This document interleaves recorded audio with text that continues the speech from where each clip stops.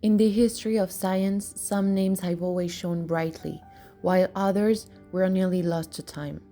This is the story of Marthe Gautier, the woman whose crucial role in uncovering the chromosomal cause of Down syndrome was long overlooked, but whose name has finally been restored to its rightful place in scientific history.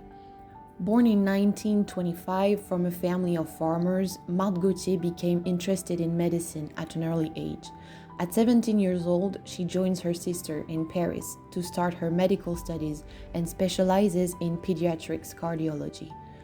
Of 80 medical students, she was one of only 2 women in the program. Her sister once told her, "Don't forget, we are mere women, and to succeed, we have to work twice as hard as men."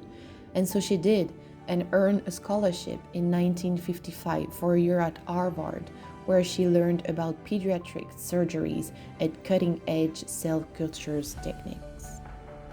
When she returned to Paris in 1956, Marthe Gautier joined pediatrician Raymond Turpin at the Armand Trousseau Hospital.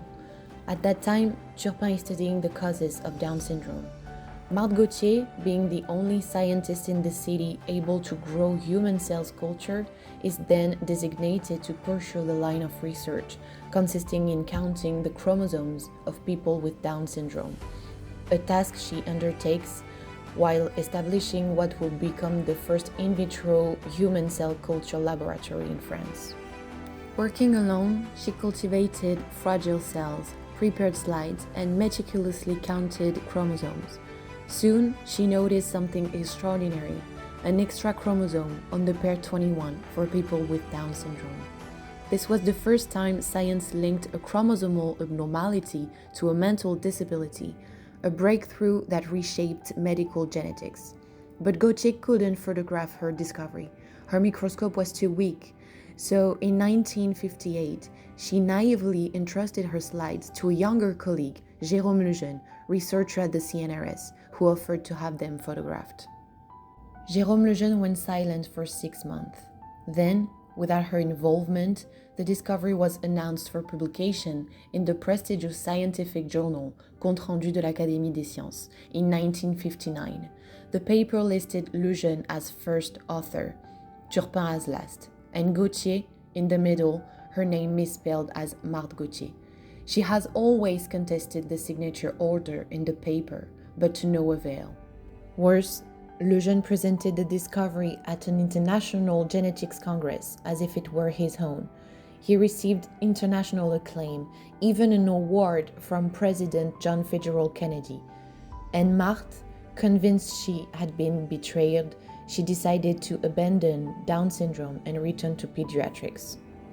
She said later, "I was conscious of what was taking place behind my back, but I did not have enough experience or authority in this world of medicine. I was too young to know the rules of the game." Despite this unfortunate story, Marthe had a beautiful scientific career. She became research fellow in 1967, then director of research at INSERM and member of INSERM's specialized scientific committee. Yet, her contribution to the discovery of the chromosomal cause of Down syndrome remained minimized for decades until INSERM's ethics committee reaffirmed her crucial role in a public statement released in 2014, more than 50 years later. This same year, Marthe Gautier was finally invited to tell her story and receive a medal from the French Federation of Human Genetics. But just hours before her speech, it was cancelled under pressure from the Jérôme Lejeune Foundation. She received the medal privately the next day, away from the public eye. Marthe Gautier passed away in 2022 at the age of 96. Despite the injustice she faced, she never expressed bitterness. She became a symbol of resilience and humility, reminding us that if she had not been the first, others would have succeeded, because what mattered most to her was helping patients.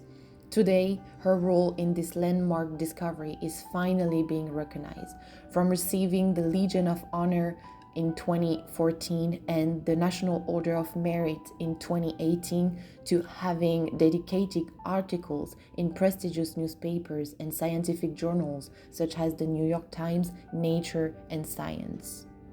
Her journey echoes that of Rosalind Franklin, the co-discoverer of DNA structure, and so many other women whose contributions were minimized, overshadowed, and nearly erased. Yet their work contributes to the very foundation of modern science. Marthe's story is not only a tribute to her brilliance, it is a reminder of the countless women who pushed the boundary of knowledge against the current. Remembering her is an act of restoring balance to the history of science and a promise that the voices once silenced will continue to be heard.